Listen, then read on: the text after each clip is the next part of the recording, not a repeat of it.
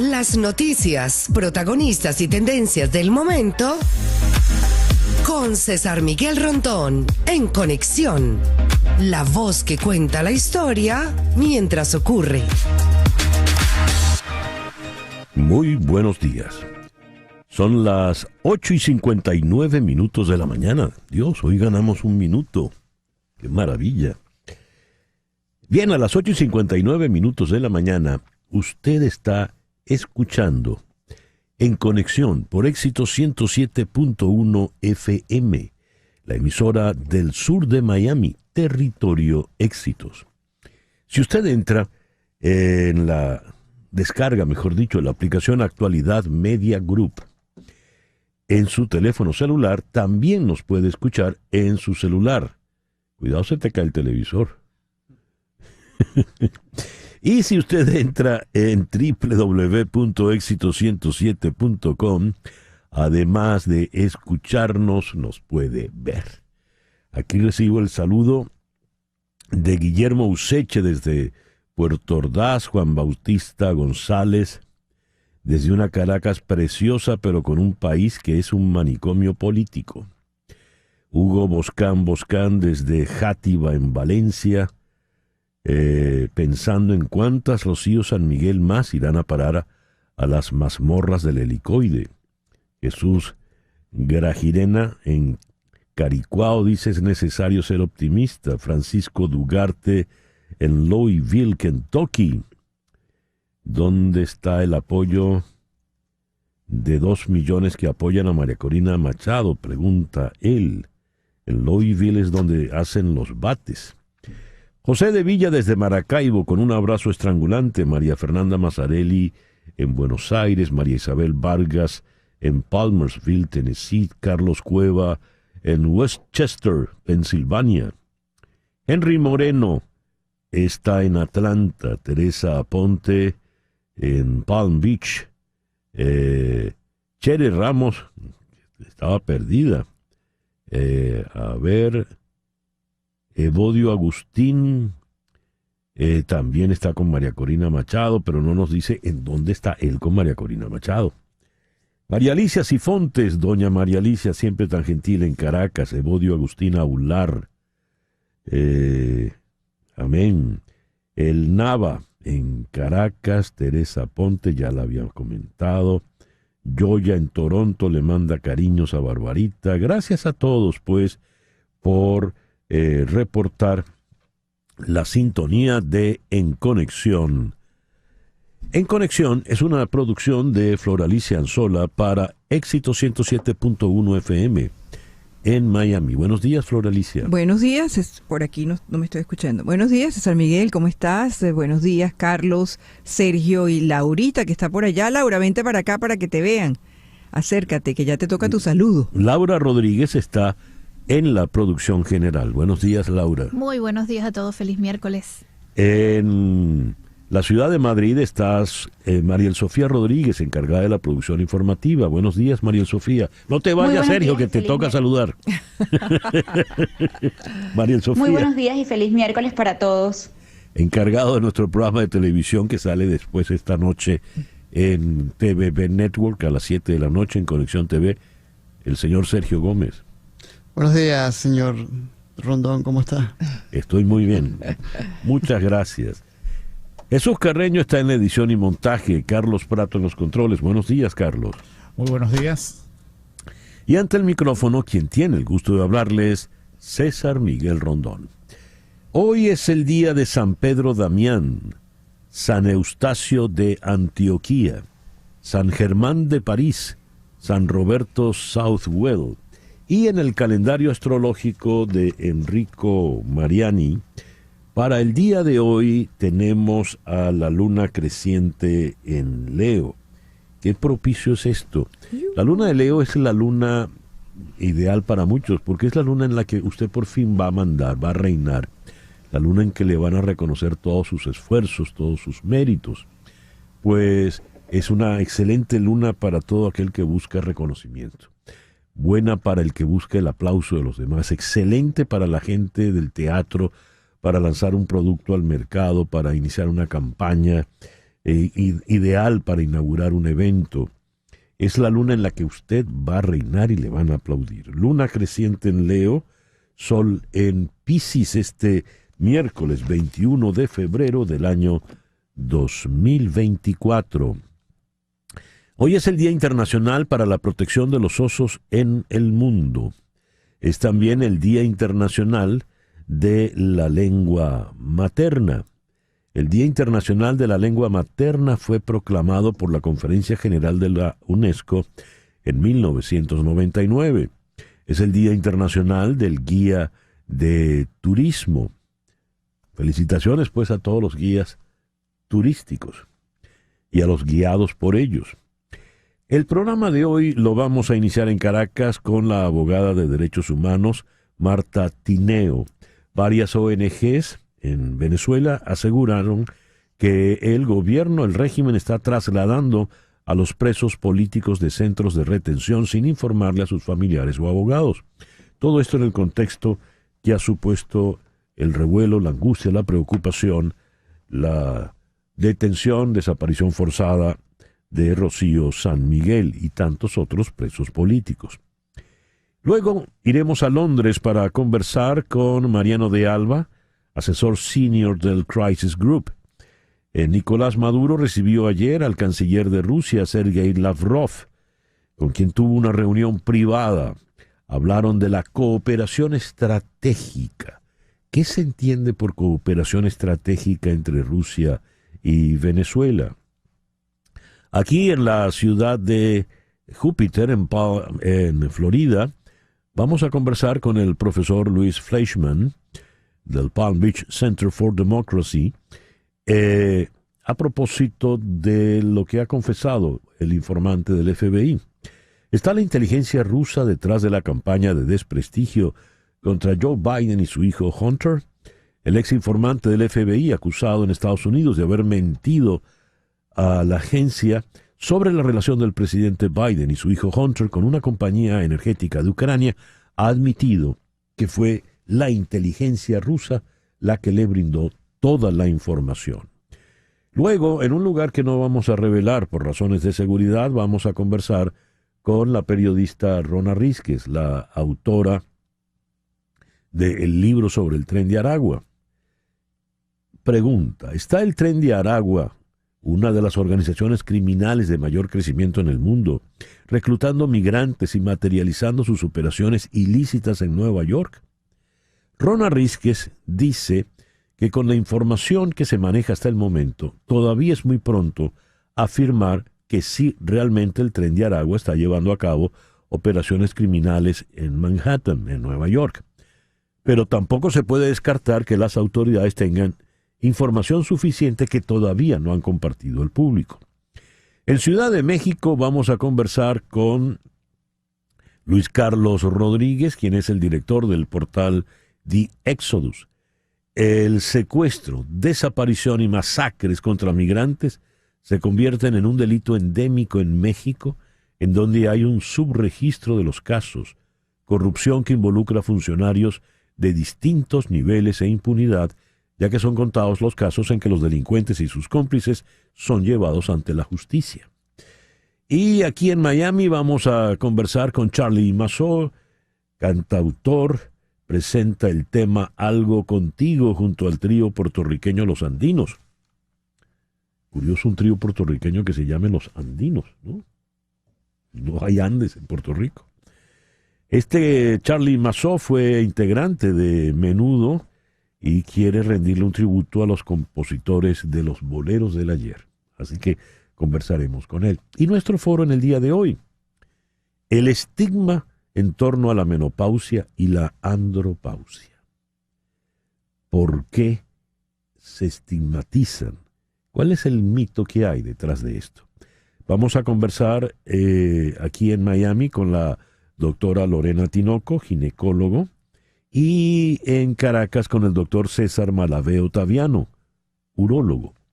Ese pues será nuestro programa para el día de hoy, miércoles 21 de febrero del año 2024. Repasando las efemérides de este día, El 21 de febrero de 1173, el Papa Alejandro III canonizó a Thomas Becket, arzobispo de Canterbury. El 21 de febrero de 1431, los ingleses, en el marco de la Guerra de los 100 Días, le hacen juicio militar a Juana de Arco. El 21 de febrero de 1613, Miguel Romanov, hijo del patriarca de Moscú, es elegido el primer zar ruso de la casa de los Romanov.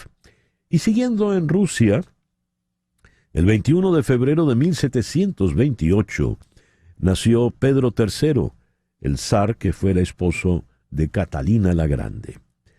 El 21 de febrero de 1817 nació José Zorrilla, el poeta y dramaturgo español, autor del Don Juan Tenorio. 21 de febrero de 1848, en la ciudad de Londres, Karl Marx y Friedrich Engels publican el Manifiesto Comunista. En fin, 21 de febrero de 1916, en el marco de la Primera Guerra Mundial, se da el inicio de la batalla de Verdún con la ofensiva alemana. La batalla dejó un saldo de más de 1 millón de bajas y es la batalla más larga de la Primera Guerra. Duró 9 meses. En 1922, la Gran Bretaña declara a Egipto Estado soberano. En España, en 1924, el general Miguel Primo de Rivera clausura el Ateneo de Madrid y destierra a Miguel de Unamuno tras despojarle de su cátedra en la Universidad de Salamanca. El 21 de febrero de 1929, en México, nació Roberto Gómez Bolaños, quien fuera un habilidoso comediante, guionista, hombre de televisión. Pasó a la historia como el Chavo del Ocho y como el Chapulín Colorado. El 21 de febrero de 1934, en Nicaragua, Anastasio Somoza García, jefe de la Guardia Nacional, con el apoyo de la Embajada Americana, ejecuta el asesinato a traición del general Augusto César Sandino y sus lugartenientes. Hoy estaría cumpliendo años Alan Rickman, el magnífico actor británico. Lo recordamos de la primera película de Die Hard. Lo recordamos también en Harry Potter, Severus Snape. Falleció en 2016 a los 69 años. El 21 de febrero de 1960, Fidel Castro nacionalizó todas las empresas en Cuba.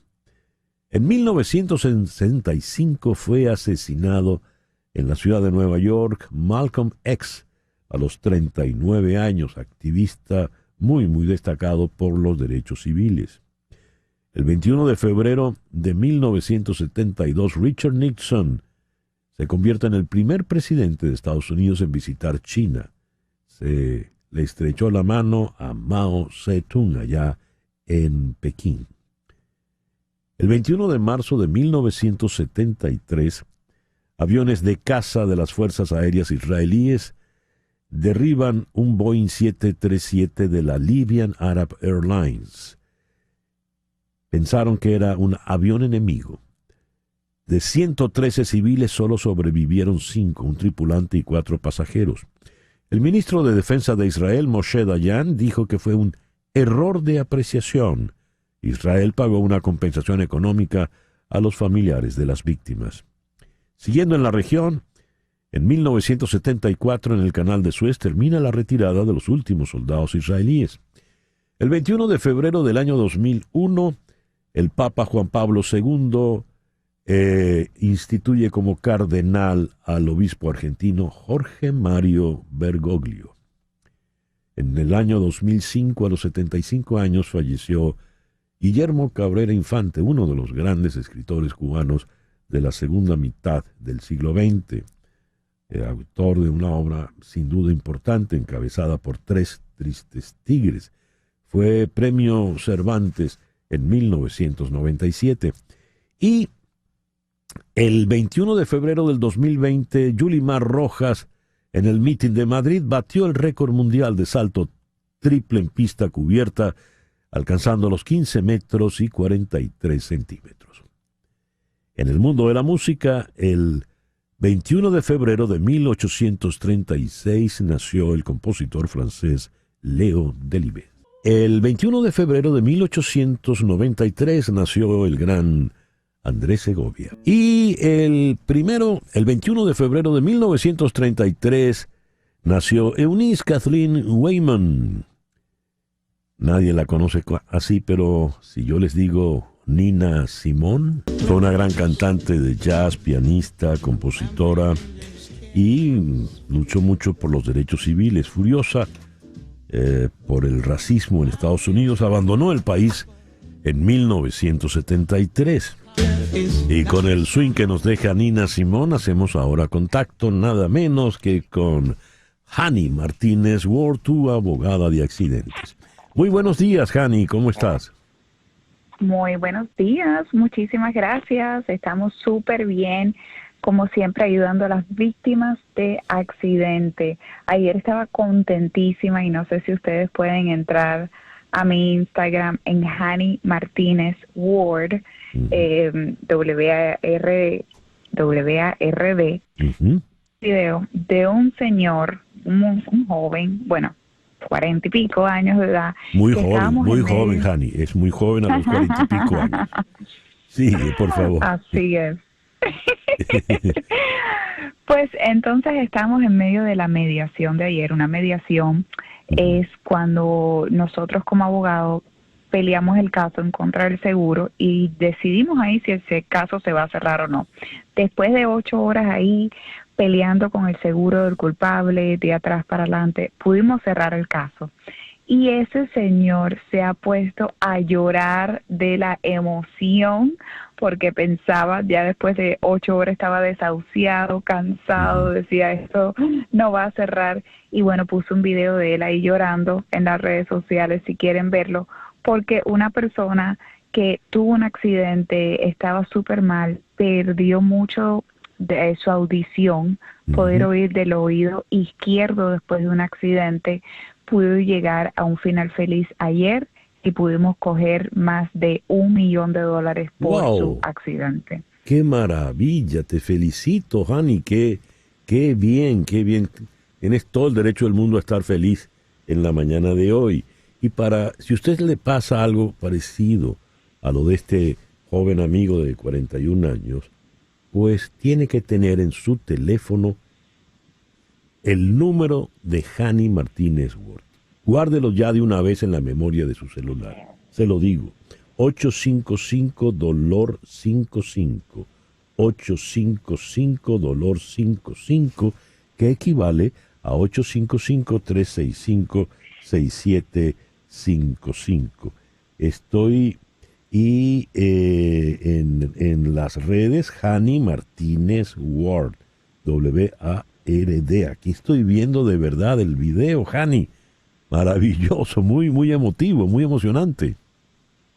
Súper emocionante, ahí lo viste y eso es lo que me encanta, poner resultados de clientes reales, todos los testimonios que ponemos aquí son reales, pero para que usted le vea la cara de emoción, yo creo que darle felicidad a otros nos trae felicidad a nosotros también, los seres humanos, y quería mostrárselo porque de verdad que difícil que tú vengas aquí a este país a trabajar duro, termines con un accidente, termines sin poder oír y que realmente no se haga justicia, y eso es lo que hacemos en nuestras oficinas, que cada cliente, que cada caso, dependiendo de sus lesiones, obviamente, no todos los casos son millonarios, hay casos de $8,000, $5,000, porque hay pocas lesiones, pero dependiendo de las lesiones que tenga, se haga justicia en el caso.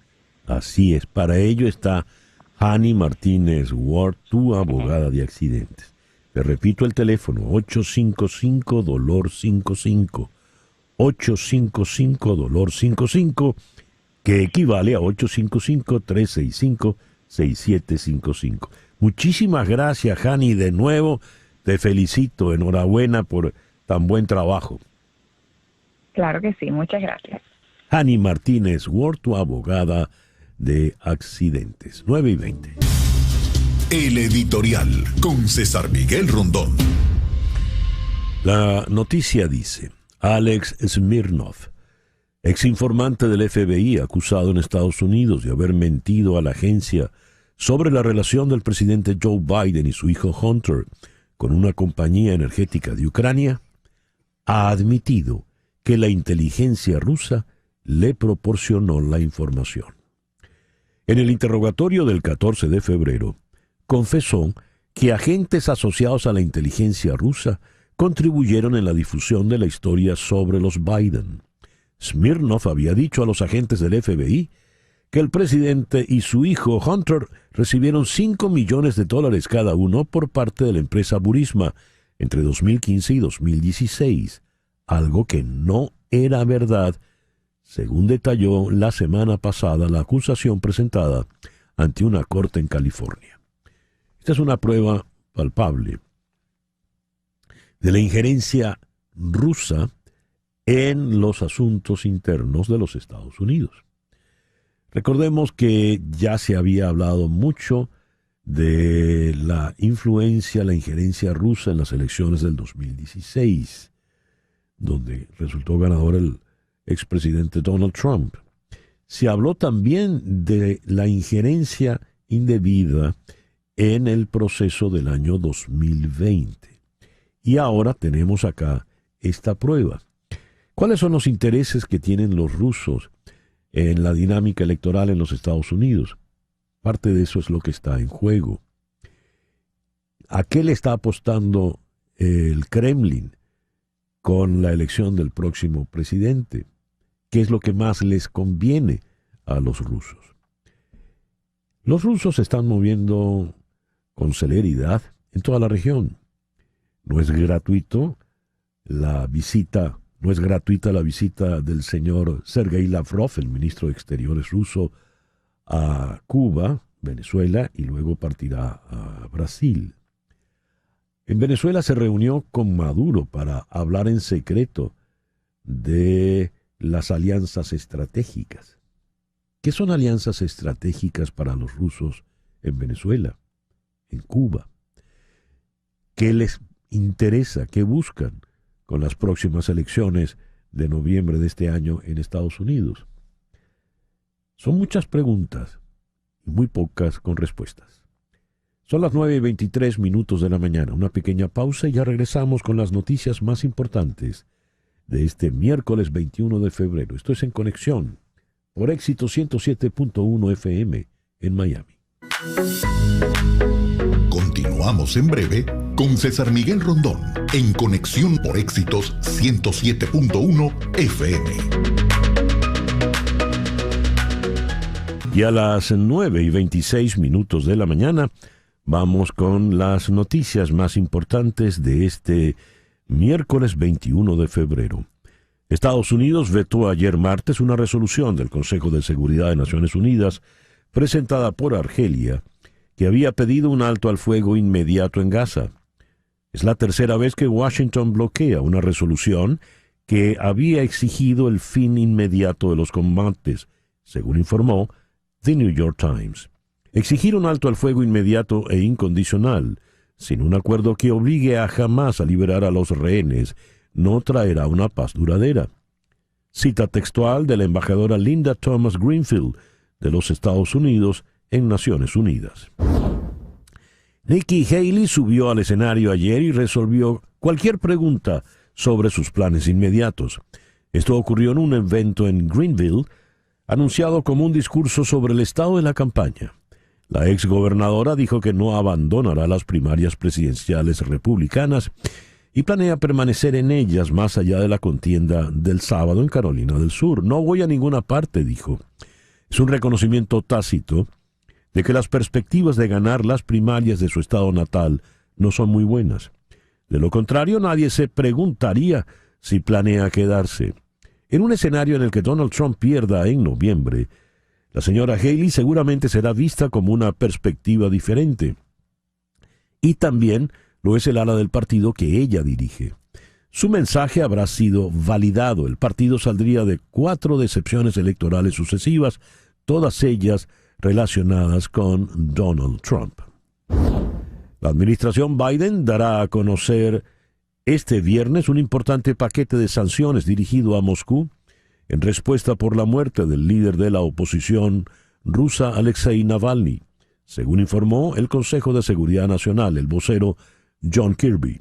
Las sanciones harán a Rusia responsable de lo que le sucedió al señor Navalny y, francamente, de todas sus acciones en el transcurso de esta guerra cruel y brutal que ya dura 2 años, dijo Kirby a los periodistas durante una llamada.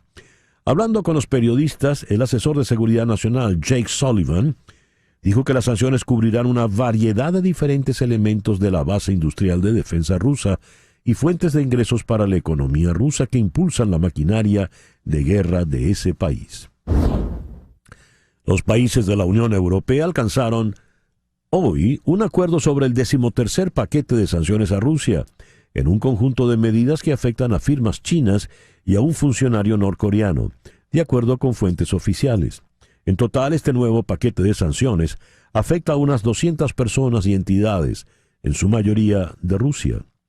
En un mensaje en la red X, el titular de la Comisión Europea, la señora Ursula von der Leyen, aplaudió el acuerdo entre los 27 países del bloque. Debemos seguir degradando la máquina de guerra de Vladimir Putin. El presidente de Brasil, Luis Inácio Lula da Silva, recibió hoy al secretario de Estado Antony Blinken, quien ha llegado al país para asistir a una reunión de ministros de Exteriores del G20. La reunión en el Palacio Presidencial de Planalto en Brasilia duró cerca de 1 hora y estaba previsto que trataran diversos asuntos, entre los que figuran la situación de Venezuela, los conflictos en Ucrania y en el Medio Oriente y el propio grupo que reúne a las mayores economías del mundo. También la crisis diplomática en la que están inmersos Brasil e Israel, después de una polémica comparación hecha por Lula entre la ofensiva israelí en Gaza y el Holocausto, y una dura reacción de Tel Aviv que declaró al mandatario brasileño como persona non grata a raíz de esas declaraciones.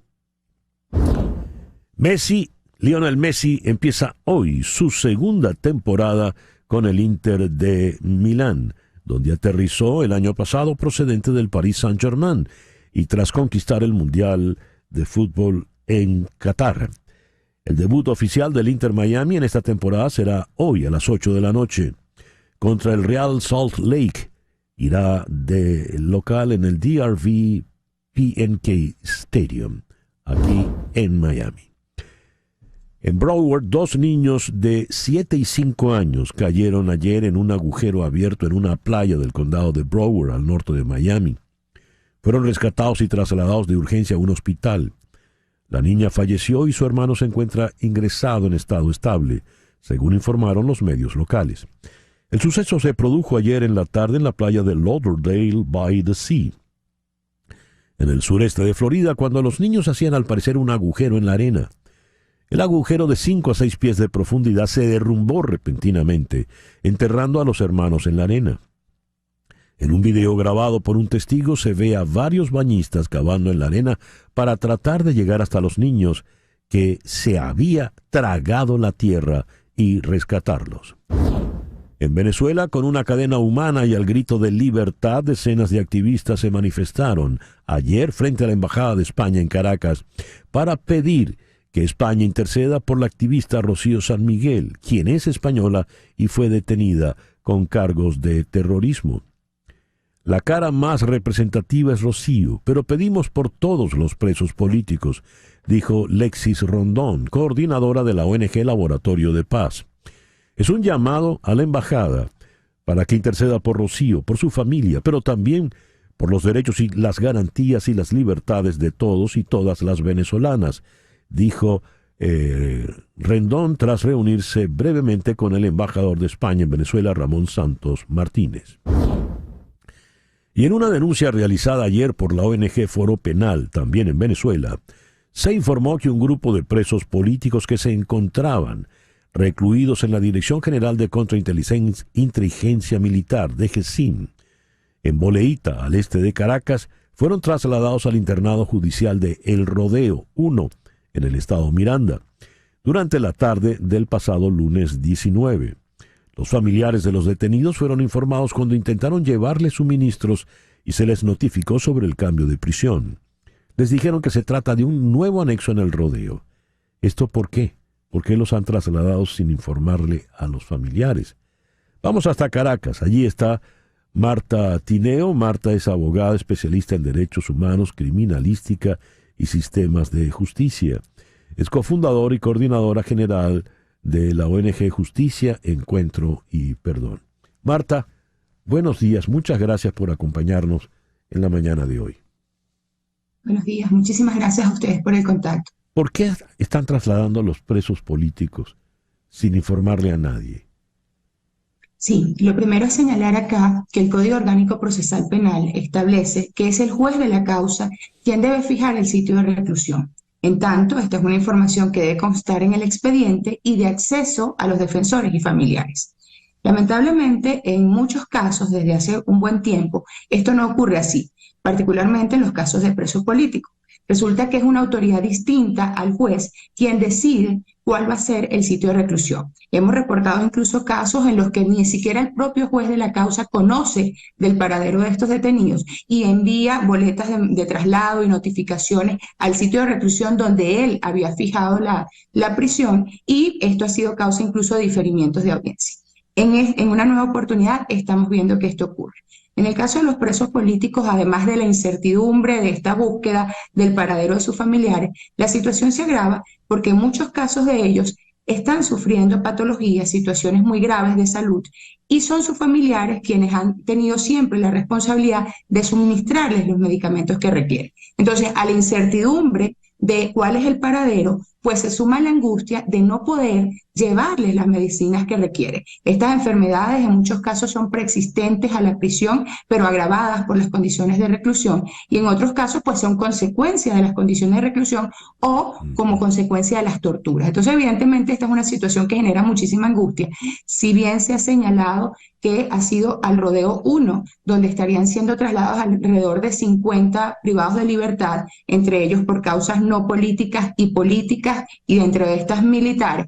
Pues lo cierto es que no es una información que se ha dado de forma oficial. Entonces, de nuevo, hay muchísima, como siempre, muchísima opacidad en torno a esta situación, y claramente el porqué de esta medida se desconoce. Es decir, al no ser oficial, obviamente no hay digamos, una información clara de por qué esta medida, y lo cierto es que los familiares están en una situación de angustia porque al final no han podido tener comunicación ni acceso a sus familiares. ¿Quién toma la decisión, Marta? Porque cuando hablamos de la Dirección de Contrainteligencia Militar, eso está bajo las órdenes del general Iván Hernández Dala.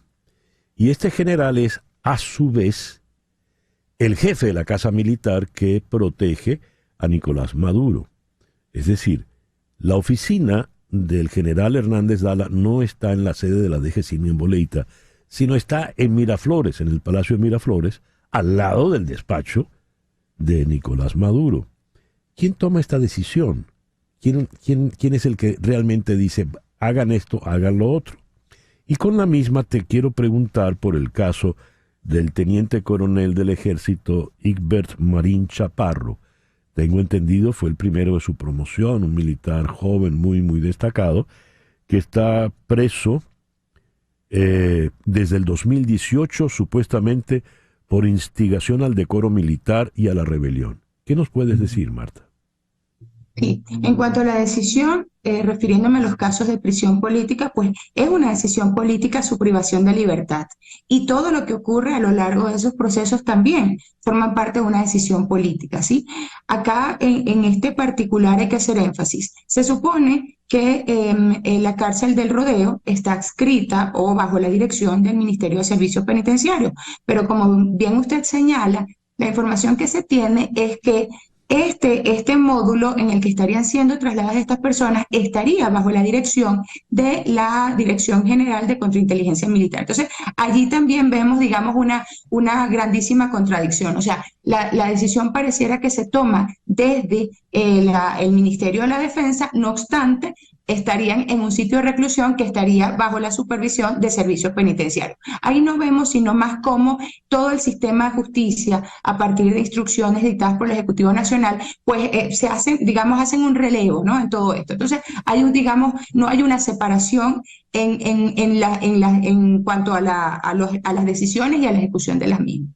En cuanto a Igbert Chaparro, pues lo mismo, vimos como sus familiares ayer anunciaban que aparentemente fue él fue uno de los trasladados al rodeo. Sin embargo, ellos no han podido corroborar esa información, sin embargo, no conocen, no pueden tener certeza de su paradero, y es por eso que vimos cómo de cuentas de familiares de presos políticos estaban ayer alertando. También veíamos, por ejemplo, a la hija del coronel Hernández da Costa, que también denunciaba, su papá es uno de estos presos políticos que está en una situación muy delicada de salud, pues la angustia de no conocer su paradero y de no poder suministrarle los medicamentos que requiere. Hablando de los medicamentos, me preocupa, me llama la atención el caso del preso político Darío Estrada. Darío Estrada tiene diagnóstico de autismo. ¿Qué nos puedes decir de él, Marta, por favor? Sí, este es un caso que a nosotros particularmente nos ha pues afectado muchísimo. Hemos generado cualquier tipo de acciones a favor de Darío, incluso con Amnistía Internacional, una acción urgente a su favor. Como bien lo menciona, Darío es del espectro autista, específicamente Asperger. Darío está preso, él fue detenido desde diciembre del 2019, fue sacado de su casa por una comisión del SEBIN. Él residía en Barquisimeto. Su madre es una señora de 87 años que por razones de pobreza no puede trasladarse a Caracas a visitarlo, y en tanto Darío tiene más de 3 años privado de libertad. Él ha podido recibir alimentos, medicinas, insumos de higiene gracias a la caridad de personas, familiares de otros privados de libertad que han sido quienes le han podido asistir durante todo este tiempo. Nosotros alertamos la situación de Darío porque él ha estado desde el momento de su detención en la sede de la Policía Nacional Bolivariana, ubicada en La Yaguara, acá en Caracas. Y allí, pues vuelvo, personas han podido llevarle durante todo este tiempo lo que él requiere. El tema de los traslados, a nosotros nos fue informado desde la semana pasada, no es exclusivamente de la DIGESIN, sino también nos han reportado de La Yaguara, de La Planta, de Zona 7, es decir, de diferentes centros de reclusión se están produciendo estos traslados. Nos preocupaba mucho la situación de Darío porque si es llevado al rodeo, por ejemplo, quizá pudiera limitarse aún más poderlo ayudar, poderlo asistir en esta situación tan precaria en la que se encuentra. Nosotros hacíamos un llamado a las autoridades a que consideraran especialmente la situación de esta persona en virtud de toda la vulnerabilidad en la que se encuentra. Marta, estamos repasando varios casos donde se evidencia la crueldad contra estos presos políticos, presos que ya por ser presos de conciencia no deberían estar en la cárcel en un país realmente democrático.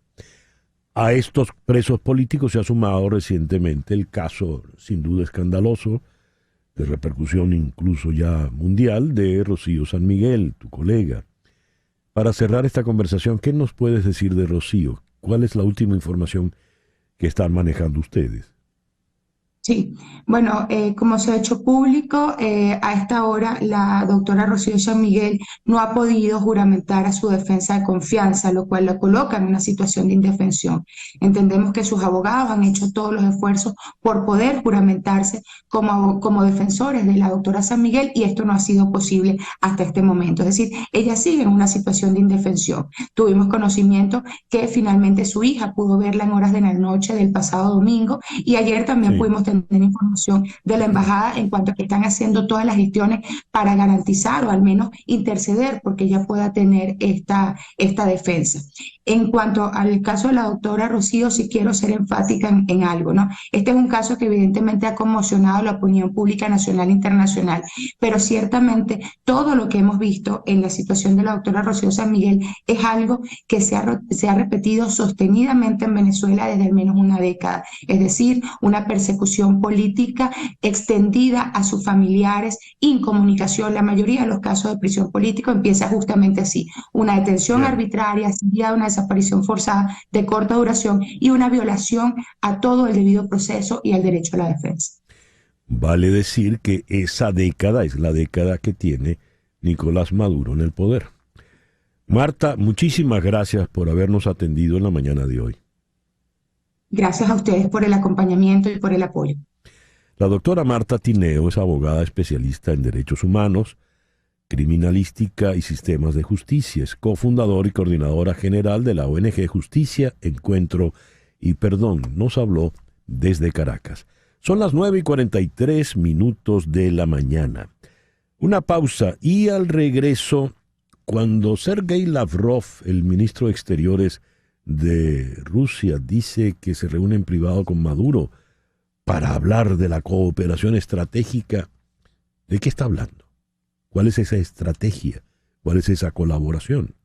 Al regreso, esto es En Conexión por Éxito 107.1 FM en Miami. En un momento regresamos con César Miguel Rondón en Conexión por Éxitos 107.1 FM.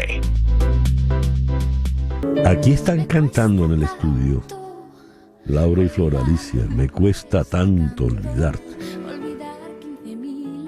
Ese tema, Me cuesta tanto olvidarte, es de José María Cano, quien hoy está cumpliendo 65 años. Él, su hermano Nacho, de Mecano, y la voz de Ana Torroja. Bien, vamos ahora hasta la ciudad de Londres, donde está Mariano de Alba, abogado, doctor, experto en relaciones internacionales y asesor senior del Crisis Group. Mariano, muy buenos días, muy buenas tardes por allá, gracias por atendernos. Buenos días, César, muchas gracias por la invitación. El señor Sergei Lavrov, rumbo a la cumbre de ministros exteriores del G20 en Brasilia, ha hecho 2 escalas previas, en La Habana y en Caracas. Y en Caracas se reunió a puertas cerradas con Nicolás Maduro para conversar, según la información de la Cancillería rusa, sobre la quiero citarlos textualmente, los temas de cooperación estratégica. ¿Cuál es esa cooperación estratégica que mantienen Rusia y Venezuela? Bueno, César, fundamentalmente es una cooperación de tipo político. En otro tiempo fue una cooperación también desde el punto de vista económico y militar, siendo Venezuela un cliente muy importante para Rusia.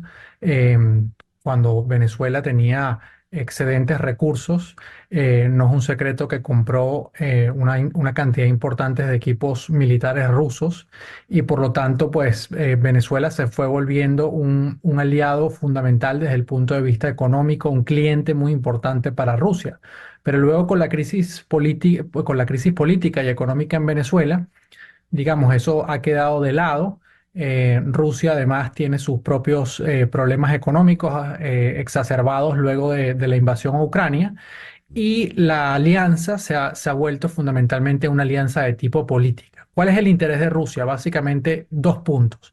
En primer lugar, el apoyo político que le otorga Venezuela y también países como Cuba a Rusia en foros internacionales como Naciones Unidas, aunque por ejemplo en el caso de la guerra en Ucrania, pues la posición de Venezuela tampoco es que ha sido de apoyo absoluto, irrestricto o beligerante en favor de Rusia, pero sigue siendo un apoyo político que es muy bien estimado por Moscú.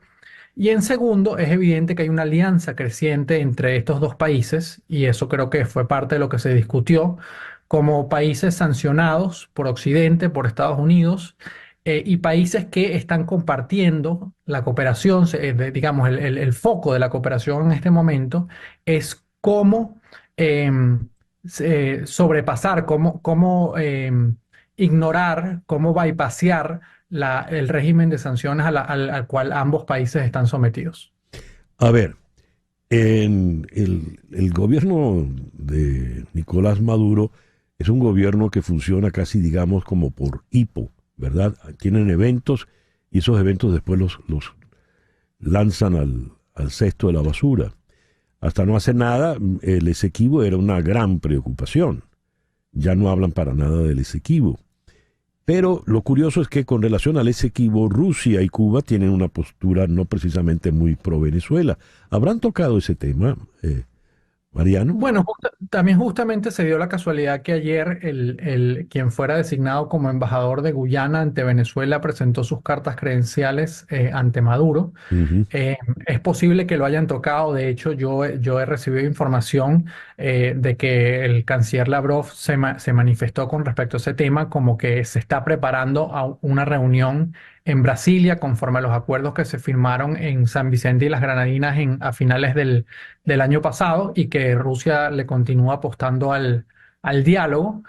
Ahí realmente yo creo que la posición de Rusia es marcar cierta distancia, pero al mismo tiempo tampoco va a criticar públicamente a Venezuela con respecto a ese tema, porque yo creo que en Moscú sí hay la intención o el interés de mantener esa alianza política que te mencionaba antes, pero tampoco Venezuela es ya un país sumamente relevante, y eso, digamos, esta visita de Lavrov hay que verla también en la clave de que desde finales del año pasado el gobierno de Venezuela, el gobierno de Nicolás Maduro, viene tratando de concretar una visita de Maduro a Moscú. Y se la habían prometido para el mes de diciembre, y luego fue pospuesta, y todavía esa visita, ya vamos a llegar al mes de marzo, y todavía esa visita no ha ocurrido. Entonces yo creo que Rusia quiere mantener a Venezuela en su esfera, van a tratar de colaborar en este tema de evadir las sanciones, pero digamos, la importancia de Venezuela para Rusia no es significativa. Va a la cumbre de Brasilia, y ya está en Brasilia Anthony Blinken. ¿Está previsto algún encuentro entre el secretario de Estado y Lavrov? Que yo conozca, no hay nada formal, pero obviamente van a estar digamos, en la misma plenaria, en la misma discusión general, y pudiese darse un encuentro. Para Estados Unidos sigue siendo un tema fundamental la situación en Venezuela. Hubo una reunión previa entre el secretario de Estado Blinken y el presidente Lula. Aparentemente se discutió el tema de Venezuela. Sí. Pero yo creo que es evidente que al menos en este momento, no solamente hay una gran distancia desde el punto de vista geopolítico entre Rusia y Estados Unidos, sino que también no hay realmente espacio para que haya un acuerdo o algún tipo de negociación con respecto al tema de Venezuela. Mariano, muchísimas gracias por estos minutos en la mañana de hoy. Muchísimas gracias, César. Un fuerte abrazo. Mariano de Alba, del Crisis Group, asesor senior del Crisis Group, nos habló desde la ciudad de Londres. Son las 9:53. Las noticias de este momento en Conexión Radio. ¿Y qué noticias tenemos en este momento, Flor Alicia? Bueno, César, una buena noticia para los estudiantes. Muchos prestatarios de préstamos estudiantiles aquí en Estados Unidos se despertaron esta mañana sin deudas. El Departamento de Educación anunció hoy que redujo a cero los saldos de casi 153,000 personas que pidieron prestados $12,000 o menos y han estado pagando sus préstamos estudiantiles durante al menos 10 años de su vida, y se inscribieron en el nuevo plan de ahorro a una educación valiosa, SAVE, por sus siglas en inglés, de la administración Biden. Así que están limpios de deuda. ¿Qué te parece? Bueno, que tú te levantes y te digan, ya usted no debe. Dios. Yo quiero amanecer así. Eso es un milagro, ¿no? Sí. Muy bien.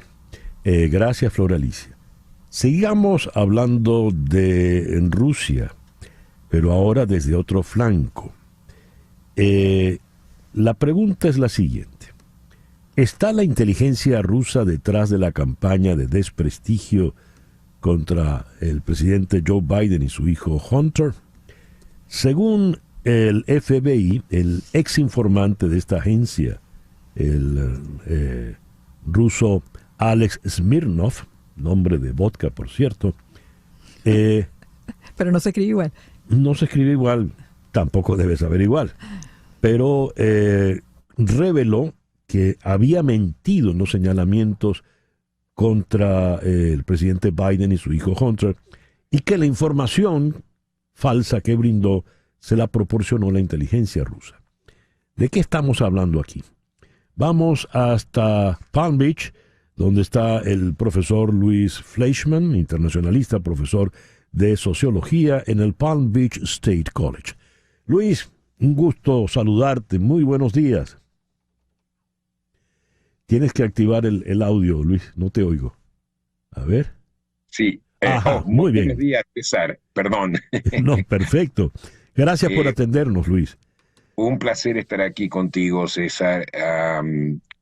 En mi opinión, hay dos cosas que a mí me intrigan.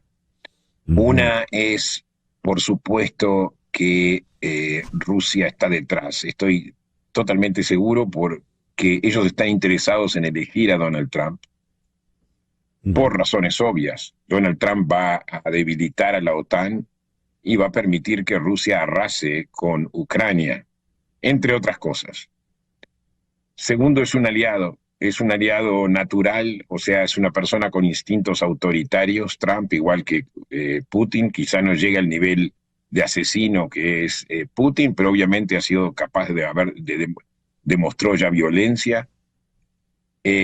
O sea que para mí que no hay duda de que está el servicio de inteligencia ruso detrás de eso, pero hay algo que me llama más la atención, que es este hombre que fue informante de la FBI. También parecía ser un doble agente o una persona que estaba interesada en dañar a Hunter Biden. Y eso es lo que se debe investigar. Por eso yo no sé exactamente cuáles son los cargos contra este hombre. Y si hay una investigación clara, que él lo declaran como alguien que realmente espió para Rusia en forma totalmente intencional y consciente. Y ahí hay otra cosa que me intriga, es cómo exactamente el FBI filtra a sus informantes. Esto realmente me ha llamado la atención. Es un hombre de origen ruso, Alexander Smirnov, incluso con varias ciudadanías, y no entiendo cómo no fue filtrado en forma correcta, en qué forma él logró penetrar, y eso es algo que me asusta mucho. Rusia no solamente penetra a través de las redes, sino que penetra el sistema. Y hay otro elemento más. Cómo los republicanos, digamos, compraron esta mentira en total cooperación con Rusia. O sea, si Estados Unidos, en este momento está Lavrov en Venezuela, tu país natal, César. Y Lavrov, Rusia ha vendido armas al régimen madurista y al chavista, y esas armas han pasado a la guerrilla, entre otras cosas. Imagínate, o sea, están tratando de tomar la zona que es tradicionalmente de influencia de los Estados Unidos. Imagínate la sensación de euforia entre los rusos que lograron penetrar el corazón del sistema de seguridad americano. O sea, esto es de una gravedad más allá de un pequeño episodio, es de una gravedad terrible, más allá de que haya sido una conspiración contra Biden, es de una gravedad terrible lo que está pasando. A ver, ya desde las elecciones del 2016 se habló de la injerencia rusa en la política doméstica de Estados Unidos. Se repite, a través de los medios, sí. Sí, se repiten los señalamientos en las elecciones del 2020. ¿Y qué se puede esperar ahora para el 2024? Tenemos este caso del señor Smirnov, quien, por cierto, entre sus varias nacionalidades, tiene también pasaporte israelí. Y todo esto, como para terminar de cargar el análisis tras la muerte, el asesinato de Navalny, y se esperan fuertes sanciones por parte de Estados Unidos a ser anunciadas el próximo viernes. ¿Qué es lo que tenemos por delante, Luis, ya en este contexto electoral en Estados Unidos? Bueno, primero hay que convencer al público de que Trump es un aliado de Rusia. O sea, algo que a mí me llama la atención es algo que en realidad lo identificó Tocqueville, lo identificó John Stuart Mill, lo identificó James Madison. Hay que tomar en cuenta que el pueblo es otro poder. No solamente hay una separación de poderes entre ejecutivo, legislativo y judicial, sino también la masa del pueblo puede ser no racional y no sensata cuando vota. Y creo que esto es lo que en este momento la actitud del Partido Republicano al ir con lo que es popular, realmente le están dando sobrepoder al voto. Entonces la cuestión es que en este momento es convencer a los votantes de, por favor, no votar por Donald Trump. Y esto requiere una campaña sofisticada, pero muy, muy sofisticada, que no estoy seguro que la campaña de Trump esté preparada para eso, pero me sorprendería para bien si está preparada. ¿Por qué? El caso de Navalny, que tú mencionaste. Yo creo que eso de asesinar opositores es un modelo para exportar. Por ejemplo, pensemos en el caso Nisman en Argentina. En el momento que él se opuso, o en el momento que él presentó algo en contra de la presidenta que la podía comprometer terriblemente, fue asesinado. El general Baduel, que fue un disidente, muere en la cárcel. O sea, este tipo de prácticas van a llegar a América Latina. El asesinato de Navalny, yo creo que lo hizo Putin en público, sin ningún intento de esconder, porque murió en la cárcel. Y es una forma de imponerse. O sea, nosotros somos bravos y es una forma de generar miedo, temor, no solamente temor dentro de Rusia, sino también temor fuera de Rusia. Sin duda. Y la penetración de Rusia en el sistema de seguridad es algo totalmente, la verdad que asusta muchísimo. Sí. Y el hecho de que, por ejemplo, se le haya negado ayuda a Ucrania en este momento, que el Congreso no esté aprobando ayuda a Ucrania, eso es algo gravísimo que afecta a los intereses nuestros. O sea que no solamente que Rusia logró cooptar a Trump, sino que a la vez Trump trae a todo el Partido Republicano. Estamos en un problema seriosísimo, César. Sí, señor. Luis, muchísimas gracias por atendernos en la mañana de hoy. Siempre un placer estar aquí contigo, César. Muchas gracias. El profesor Luis Fleischman nos habló desde Palm Beach, profesor en el Palm Beach State College. Una pequeña pausa y ya regresamos con nuestro foro en el día de hoy. Nuestro foro, el estigma en torno a la menopausia y la andropausia. Ya regresamos. Esto es En Conexión por Éxito 107.1 FM en Miami. Una pausa y regresamos con César Miguel Rondón en Conexión. Cuando recuerdo de niño, mi papá iba a salir y uno le preguntaba, papá, ¿para dónde vas? Él solía decir, pa' viejo. ¿Por qué? Pues porque pa' viejos vamos todos. Y la vejez trae sus consecuencias. En el caso de las mujeres, la menopausia. Y en el caso de los hombres, la andropausia. ¿Qué es una y qué es la otra? ¿Son lo mismo? ¿Afectan igual? ¿Cómo hemos de considerarlo? ¿Cómo hemos de enfrentar esto? Llegado el momento. Ese es nuestro tema en el día de hoy. Aquí en la ciudad de Miami está la doctora Lorena Tinoco. Lorena es ginecóloga, certificada por la Sociedad Norteamericana de Menopausia, nada menos. Lorena, muy buenos días. Muchas gracias por acompañarnos en el día de hoy. Tienes que activar tu micrófono, Lorena. A ver. A ver. Ahora sí. Ahora okay. Sí. Muy bien.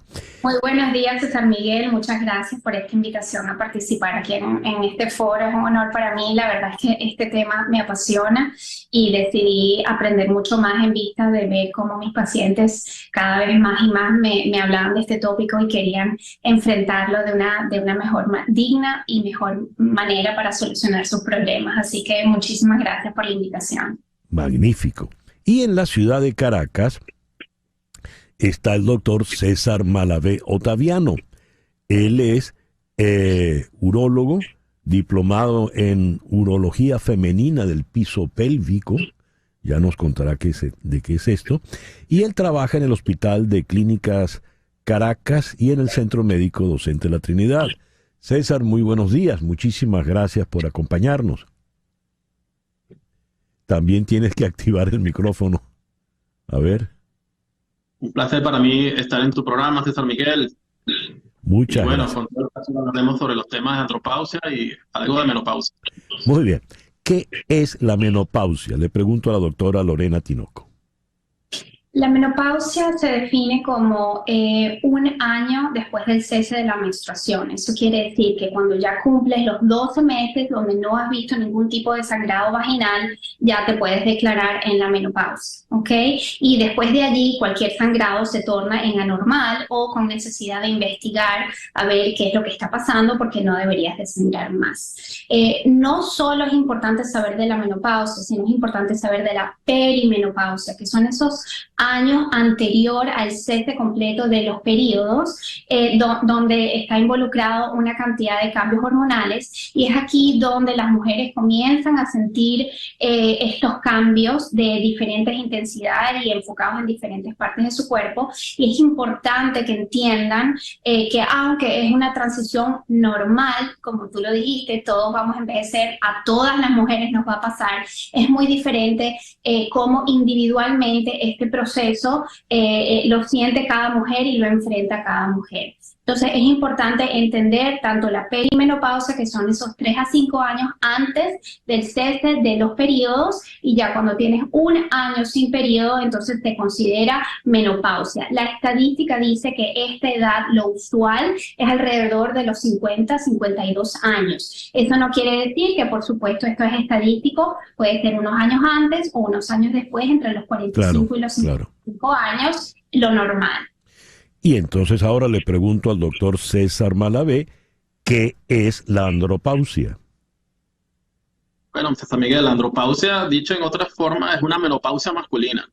Es un cambio hormonal en el hombre que ocurre ya en su pico a partir de los 40 años de forma variante, donde hay un descenso de la testosterona, que es la hormona que domina en los hombres, y existe ya a nivel corporal pérdida de la masa muscular, pérdida o cambios en la libido y en la función eréctil, y en cambios de humor. Y en estos casos, bueno, dependiendo, no es tan marcado el momento exacto del inicio, ya que en las mujeres hay un claro cambio con la menstruación. Nosotros es variable, pues, dependiendo de la vida, en temas de erecciones, de actividad sexual, de ejercicio, puede estar tempranamente, que es a partir de los 40 años, o hay pacientes que han tenido la buena suerte de tener una andropausia tardía a los 80, 90 años de edad. Dios. A ver, en el caso de la mujer entiendo que al cesar la menstruación, cuando ya no viene más, ya no se regla más, pues entonces se pierde, eso se puede leer como pérdida de la fertilidad, ¿verdad? En el caso del hombre no, el hombre no pierde la fertilidad. Le pregunto... No pierde la fertilidad, lo que cambia es el porcentaje de fertilidad. Quizás cuesta un poco más, ser papá cuesta más fecundar, pero siempre tiene la posibilidad de hacerlo a futuro, pues. En cambio, la mujer ya con su menopausia ya es un ciclo cerrado de fertilidad que transcurre en ella, pues. Culturalmente, la mujer al llegar a la menopausia parecía que estuviese clausurada, que ya toda su capacidad, su vigor había cerrado. Pero esa concepción creo que ha cambiado radicalmente. ¿Qué es hoy por hoy, culturalmente hablando, socialmente hablando, una mujer menopáusica? Le pregunto a la doctora Tinoco. Mira, realmente creo que esto tiene mucho que ver, sí, con el cambio cultural, que es bien interesante ver, porque a lo mejor si me hubiese preguntado esto hace tan pocos años atrás, te hubiese dicho, sí, efectivamente, sigue siendo un tabú, sigue siendo un estigma, pero hoy en día, y esto es a nivel mundial, se ha hecho mucho auge hablar de esto, que las mujeres se sientan empoderadas a conversar, no solo socialmente entre las mismas mujeres, sino con sus médicos, todo lo que están pasando. Y si bien dicho, pues es una pérdida de la fertilidad, es un cambio brusco y abrupto de la pérdida de estas hormonas, el estrógeno y la progesterona, pues como ha evolucionado los tiempos y ahora vivimos muchísimo más, la expectativa de vida es hasta los 80 años, pues nos quedan esos 30 años para vivir, donde seguimos siendo mujeres activas, mujeres productivas, mujeres que queremos seguir pues disfrutando nuestras facultades. Entonces, gracias a Dios ahora hay se ve este tópico mucho más abierto y muchas mujeres están dispuestas a buscar ayuda. Y cuando digo buscar ayuda es usar los recursos actuales. Hay muchas terapias antiguas que retomamos, como el reemplazo hormonal, que hoy en día se usa con hormonas bioidénticas, tanto productos como el Biosa, que ayuda para las pacientes que no pueden reemplazo hormonal, como para toda la parte geniturinaria, el láser, el plasma, todas estas tecnologías para ayudar a que la mujer siga disfrutando pues de su vida a plenitud y no tener que limitarse, ¿no? Estás hablando, Lorena, de la plenitud sexual. Pregunto. Correcto. Plenitud en todos los aspectos. Plenitud en que cuando las mujeres empiezan la perimenopausia y la menopausia empiezan con calorones, no solamente en el día, en la noche, empiezan con los sueños interrumpidos, no pueden dormir bien. Esto causa también toda una parte de irritabilidad, cambios de humor. Esto todo afecta su vida, su desempeño en el trabajo, su desempeño como pareja. Aparte de eso, en toda la parte geniturinaria comienza la atrofia vaginal y uretral. Entonces esto empiezan los síntomas de resequedad vaginal, de dolor con la penetración sexual, de baja de la libido. También hay una disminución de la testosterona. Entonces todas estas cosas hacen que la mujer pues ya no sienta el mismo deseo, ya no quiera seguir manteniendo su actividad sexual, y todo esto pues causa un efecto en la familia, en el trabajo, en su vida, en todo. Entonces claro, pues la realidad es que hoy en día, mira, más y más los médicos estamos formándonos y eso es una responsabilidad que tenemos que invitar a nuestras pacientes, no solo nosotros a formarnos, sino a las pacientes a hablar y estar informados de todas estas terapias que podemos ofrecer. Bien, la doctora Tinoco ha dado un catálogo, pues nos ha hecho un inventario de terapias. En el caso del hombre, también me llamó la atención, César, que hiciste hincapié en el tema de la libido. Hay problemas de erección, problemas de virilidad. ¿Qué se hace en el caso del hombre? Una vez que llegó la andropausia esta, que puede llegar, como dijiste, muy temprano, ¿no?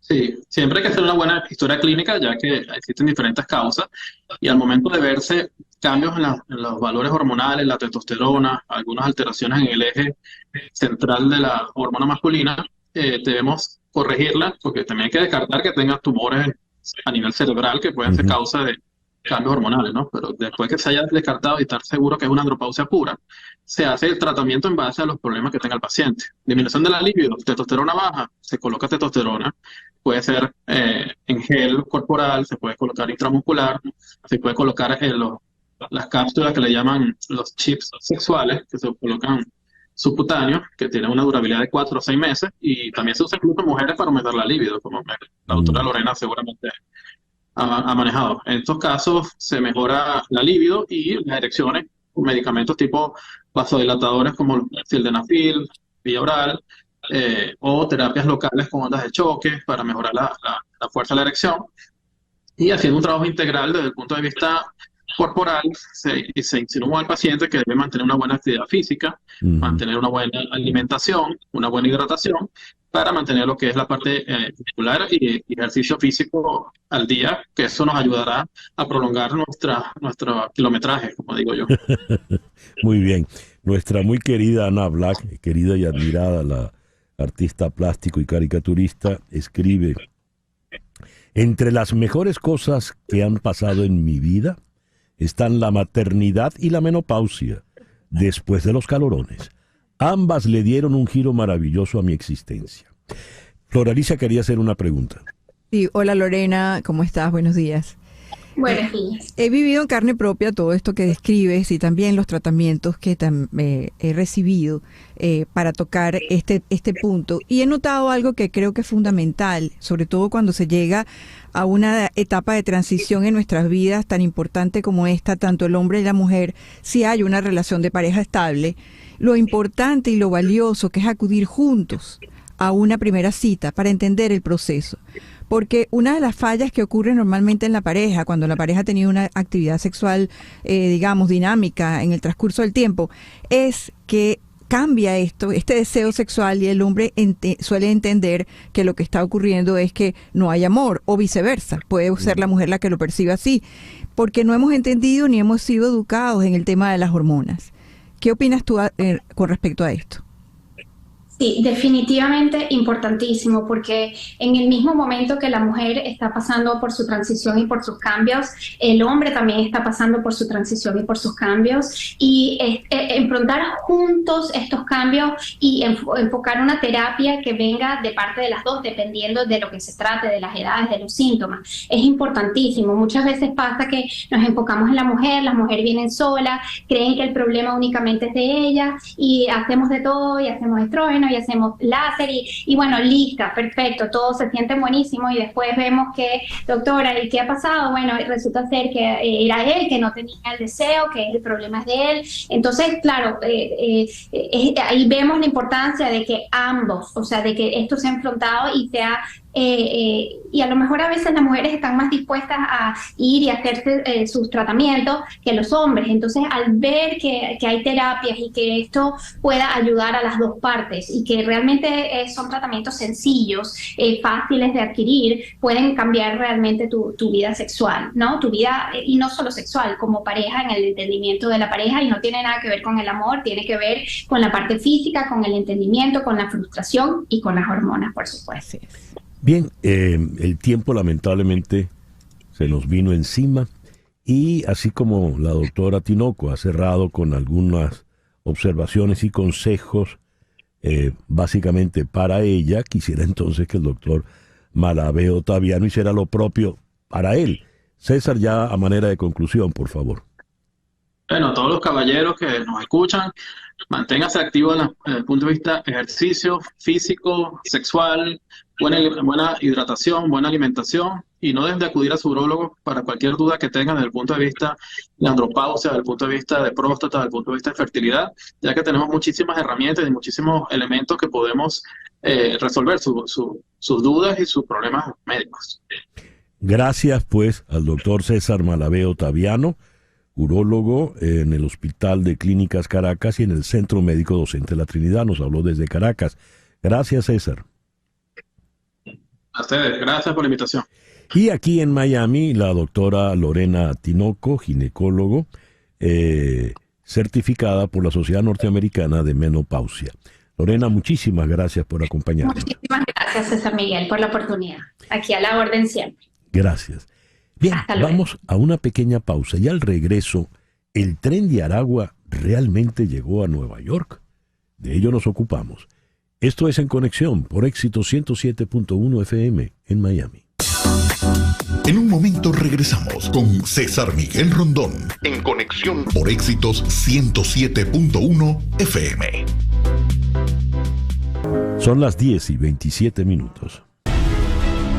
Las noticias de este momento en Conexión Radio.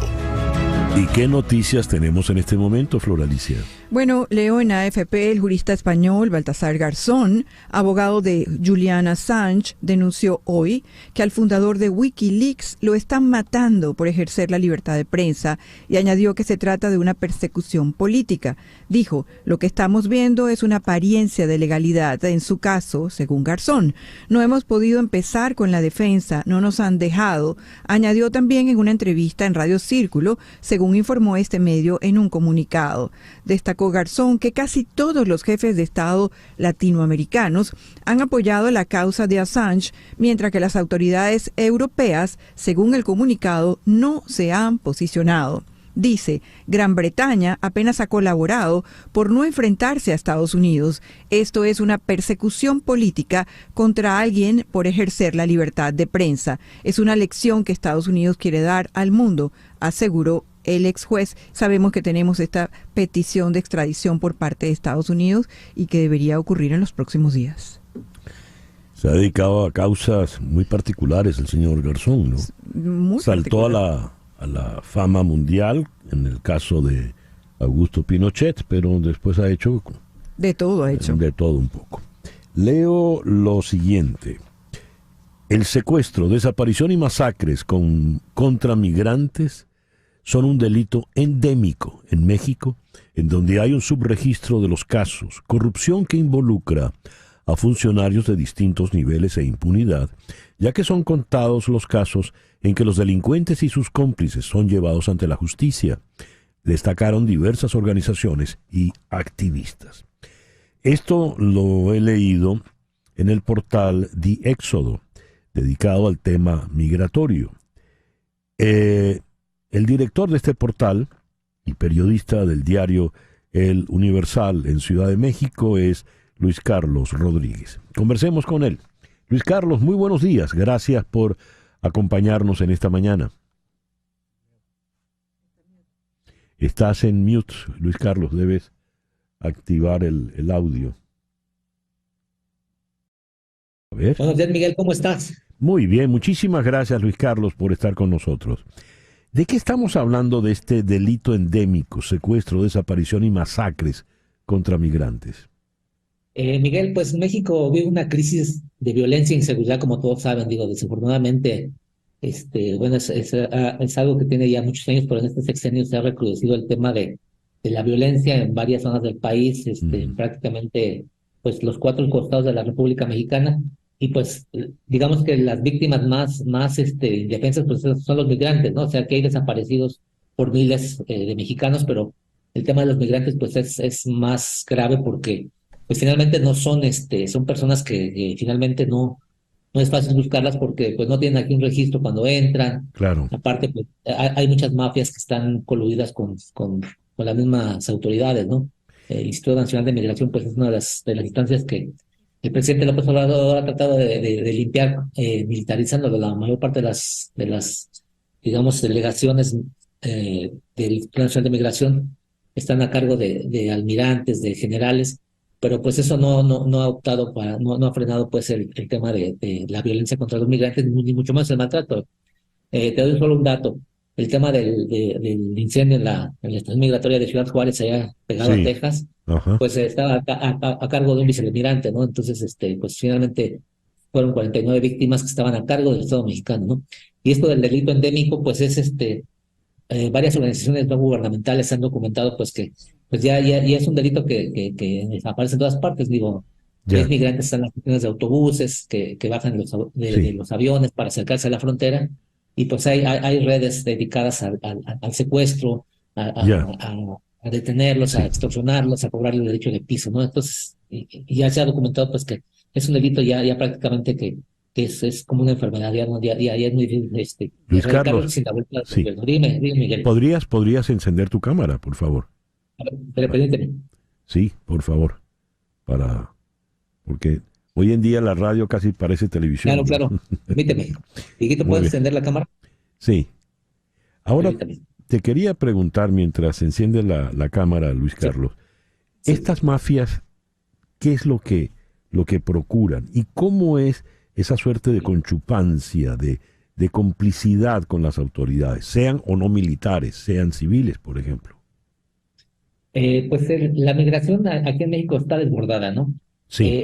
No es nuevo que esta colusión con autoridades, porque finalmente desde las estaciones migratorias está documentado que pues es un gran negocio cobrarles desde un jabón, desde que tengan acceso a una llamada telefónica cuando están encerrados. Y cuando están en tránsito, pues se les cobra. Digo, el presidente López Obrador, iniciado su sexenio, emitió una orden, más que un decreto presidencial, una orden a las autoridades, a los dueños de las líneas de autobuses, que les prohibieran subir autobuses a personas que no trajeron una identificación. Entonces eso provocó que los migrantes usen otro tipo de transportes, ¿no? De trailers, camiones de carga, autobuses rentados, pero pues en ese ínter pues van por las rutas más peligrosas y pues quedan a merced de las mafias, ¿no? Eso ha detonado pues, accidentes, ha detonado muertes. Entonces, pues es un negocio que pasa desde un policía municipal hasta autoridades del más alto nivel, porque pues cada migrante significa muchos cientos de dólares, ¿no? ¿Por qué López Obrador dio una medida como esa? Pues yo creo que se han marcado todo eso en los acuerdos en su momento con Donald Trump, ¿no? pues comprometerse a que México sea el muro fronterizo, ¿no? Trump pues pedía mucho que México pues, pagara el muro. Pues no lo pagó a lo mejor monetariamente un muro como tal de metal o de piedra, pero finalmente creó la Guardia Nacional, el presidente López Obrador, con más de 100,000 efectivos, como algo así como 110,000, y de ellos la tercera parte, digamos que 33,000 documentados están aceptados por el propio gobierno, están dedicados al tema migratorio, a la detención, a la contención y a la deportación de migrantes. Esto es mucho más el número de estos 33,000 que lo que tiene la Border Patrol en la frontera de Canadá y en la frontera de México. O sea, tenemos una patrulla fronteriza no aceptada, pero que en los hechos pues, se dedica a eso, ¿no? Se dedica a detener migrantes. Ya. Luis Carlos, muchísimas gracias por estos minutos en el programa de hoy. Miguel, como siempre, un placer y un abrazo hasta Miami. Gracias. Luis Carlos Rodríguez dirige el portal Diéxodo y es periodista en el diario El Universal, allá en Ciudad de México. Y a las 10:35 de la mañana vamos a un sitio no identificado por razones de seguridad, donde vamos a conversar con la periodista Rona Rísquez. Rona Rísquez recién publicó el libro sobre el Tren de Aragua y nadie conoce mejor el tema de esta banda delictiva que ella. Nadie lo maneja con mayor propiedad y solvencia.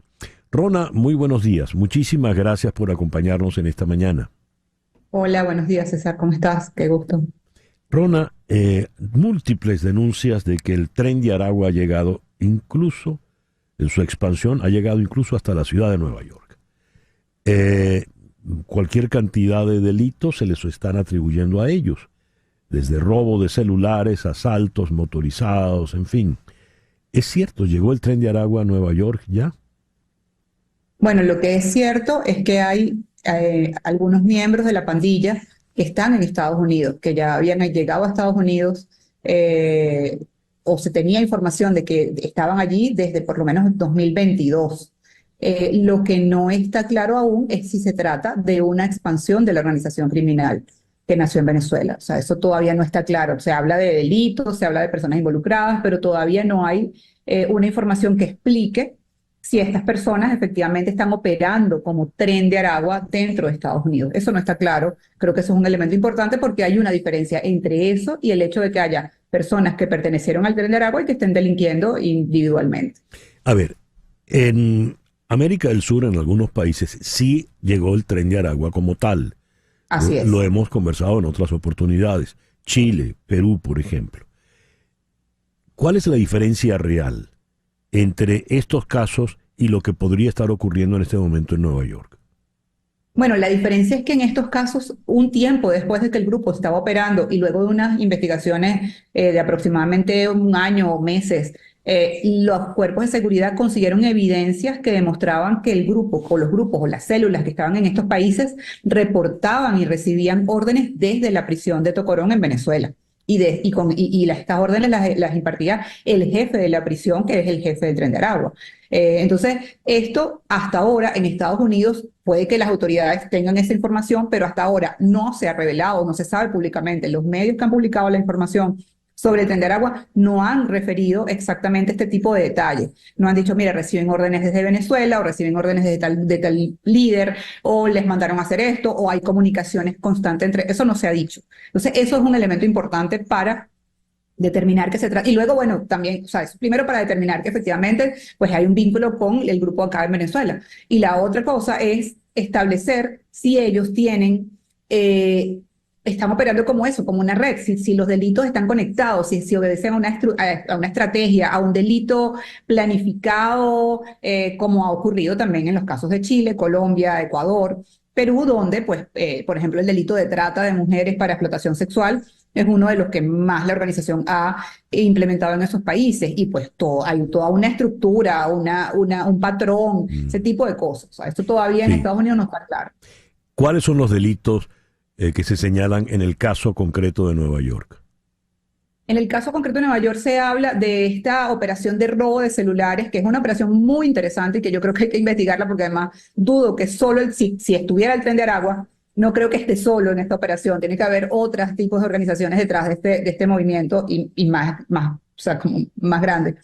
Es el robo de celulares a transeúntes para luego, con esto, a través de esos celulares, entrar a sus cuentas y vaciar las cuentas. Y luego estos celulares son enviados supuestamente a Miami para de allí ser enviados a otros países, se habla de Colombia, donde son comercializados como celulares de segunda mano, pero limpios, pues. Entonces, o borrados. Entonces, este es uno de los delitos. El otro que se habla, bueno, es que están involucrados en acciones relacionadas con la golpiza que le dieron un grupo de hombres venezolanos frente a un albergue a policías en la ciudad de Nueva York. Entonces, al parecer, 2 de las personas detenidas por este hecho pertenecerían al Tren de Aragua.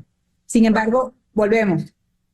Esta golpiza, por ejemplo, es un delito, sí, obviamente, y vimos lo terrible, pero digamos, esto no necesariamente vincula a estos hombres con una orden del Tren de Aragua, vayan y golpeen a un policía, o sea, no sé, eso me parece que todavía hay que investigarlo un poco más.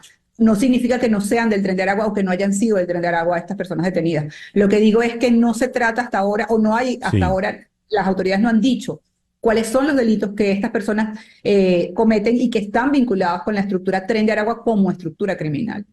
Rona, en la nota de prensa dice, el Tren de Aragua, una de las organizaciones criminales de mayor crecimiento en el mundo, reclutando migrantes y materializando sus operaciones ilícitas. Cuando hablan del crecimiento, ¿cómo es ese crecimiento? Cuando hablamos del Tren de Aragua, ¿de cuántos delincuentes estamos hablando? Aproximadamente. Mira, no hay un número. Yo en algún momento cuando hice el libro hablaba de aproximadamente entre 3.000 personas. Yo diría que entre 1.000 y 3.000, pero ojo, era muy particular porque en ese momento yo me basé, porque no hay datos obviamente, yo me basé mucho en la cantidad de personas que eran detenidas en Chile, Perú, Colombia, por ejemplo, que eran detenciones bastante grandes, o sea, 50, 60, y luego en el hecho de que a pesar de eso las operaciones continuaban y además de eso en la cantidad de personas que están en Venezuela, que en ese momento era la prisión, que estaban en la prisión de Tocorón, y aunque no todos los presos de Tocorón eran miembros del Tren de Aragua, pues había una buena parte de la organización que estaba basada allí. Estamos hablando de por lo menos 1.000, o sea, yo no diría que menos de 1.000 personas en esa cárcel no pertenecieran a la organización o trabajaran o se vincularan indirectamente con la organización. Entonces de allí yo sacaba más o menos la proporción. Luego tenemos a la gente que está en las minas de Bolívar y a la gente que estaba en el estado o que está en el estado Sucre con el tráfico de migrantes también y tráfico de droga. Entonces esos grupos son grupos también de una cantidad, significativa. En todo caso, como dijiste, el principal delito es el tráfico de mujeres, tráfico de blancas, tráfico de mujeres para la explotación sexual, ¿no? Ese es uno de los delitos más importantes, o sea, en el que ellos se han, uno de los que más han implementado, o sea, y que además se repite en todos los países donde han llegado. O sea, la trata de mujeres migrantes venezolanas principalmente para explotación sexual. En paralelo o conexo a ese delito, pues también se involucran en el microtráfico de drogas y en, o sea, la venta al menudeo, al detal de drogas y en las extorsiones. Esos son como 3 de los delitos que ellos manejan con una modalidad que ellos llaman plazas. Es decir, una plaza es como una especie de control territorial, como decir que controlen una cuadra o que controlen una manzana o una urbanización. Eso puede ser una plaza y en esa plaza ellos tienen a estas mujeres que son explotadas sexualmente, cobran extorsiones a comerciantes de esa zona y además controlan el microtráfico o la venta de droga entre las personas que se mueven en esa zona. Entonces esos son como unos delitos que ellos han ido llevando a distintas partes. Ojo, no es que no existieran en esos países, digo que ellos han ido llevando, es que ellos son de en los que se involucran, pero también tienen una gama muy amplia de otros delitos, o sea, más de 20 delitos en lo que yo pude investigar. Rona, te agradezco mucho que nos hayas acompañado en esta mañana. Gracias a ti, César. Un gusto. Rona Enríquez, periodista, es la autora del libro sobre el Tren de Aragua. Hacemos una pequeña pausa y ya regresamos en Conexión por Éxito 107.1 FM en Miami. Continúa Continuamos en breve con César Miguel Rondón en Conexión por Éxitos 107.1 FM.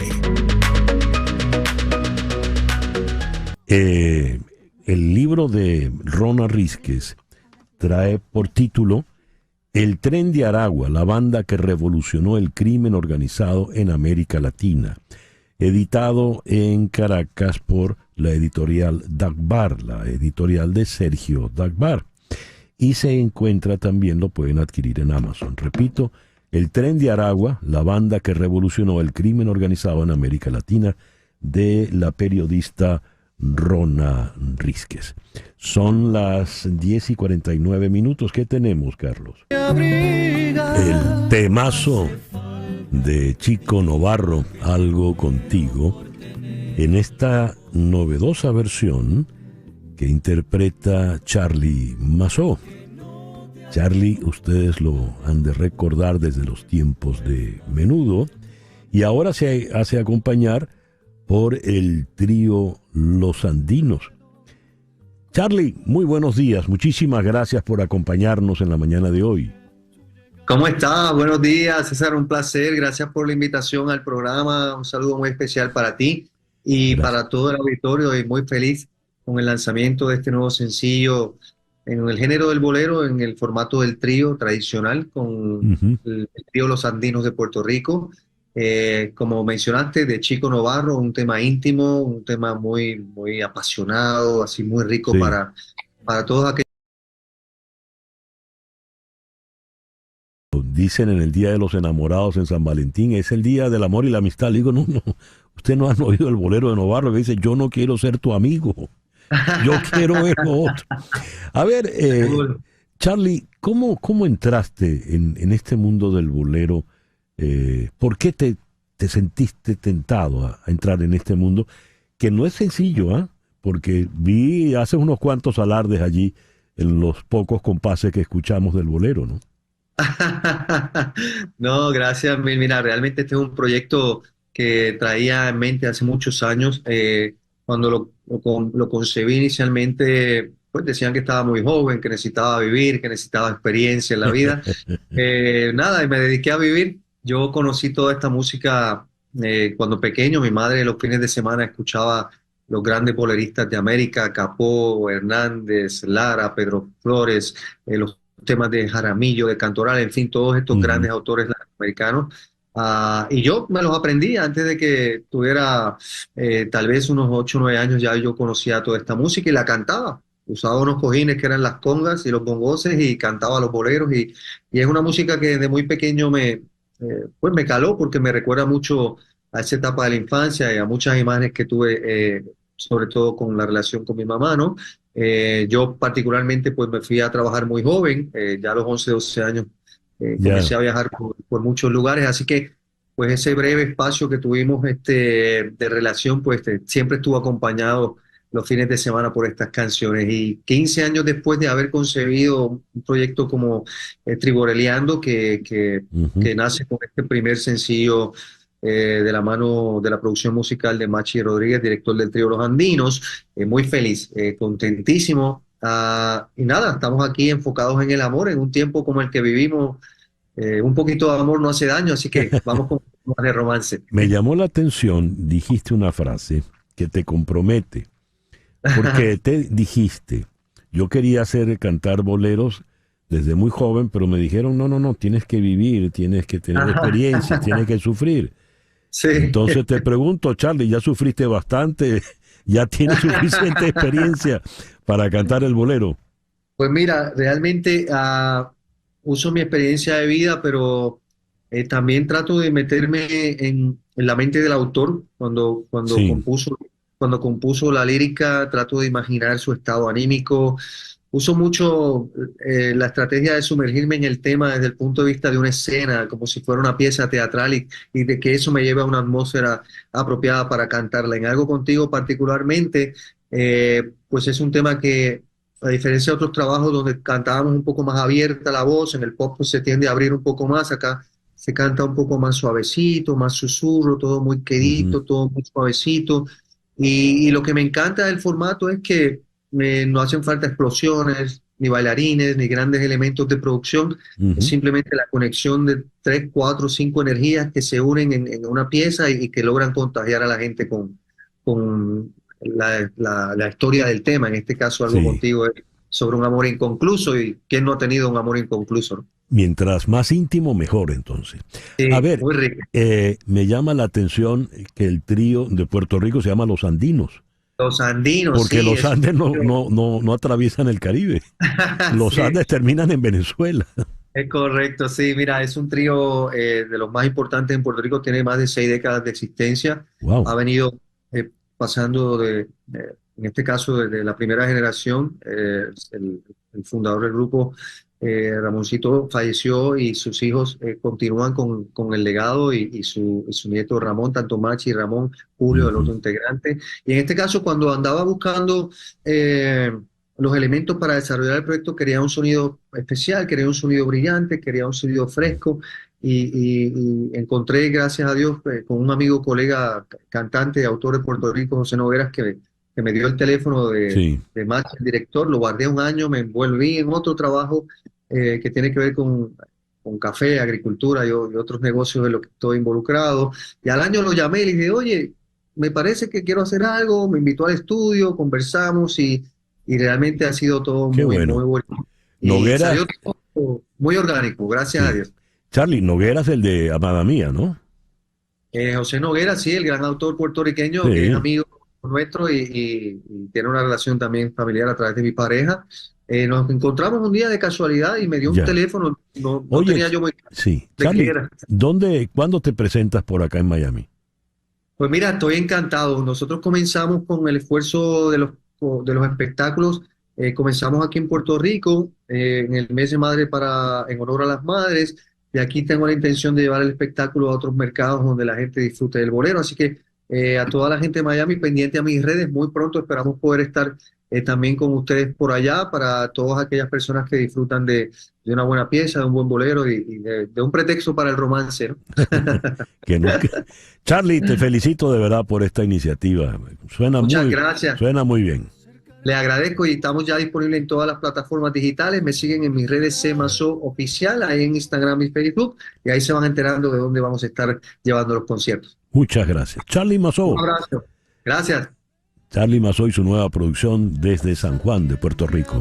En Conexión fue una producción de Floralicia Anzola para Éxito 107.1 FM, con Laura Rodríguez en la producción general, Mariel Sofía Rodríguez en la producción informativa, Jesús Carreño en la edición y montaje, Carlos Prato en los controles, y ante el micrófono, quien tuvo el gusto de hablarles, César Miguel Rondón.